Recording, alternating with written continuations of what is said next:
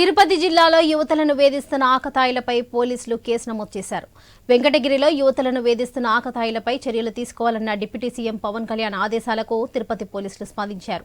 వెంకటగిరి ఎన్టీఆర్ కాలనీకి వెళ్లి అక్కడి ప్రజలతో పోలీసులు మాట్లాడారు.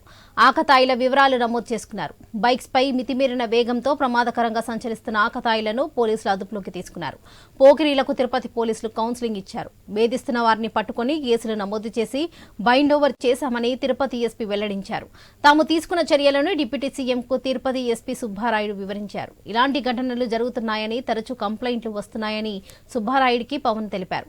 రౌడీజం చేయాలని ఎవరైనా ప్రయత్నిస్తే అదుపులో పెట్టాలని పవన్ ఆదేశించారు.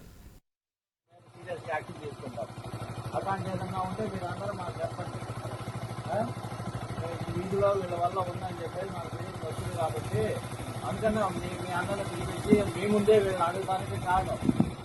ఎందుకంటే ఏదైనా మీరు ఇట్లానే ఈ వీధిలో మళ్ళీ ఏదైనా ఫ్రీగా బండి దొంగ లేదా ఎవరికన్నా ఏదైనా కామెంట్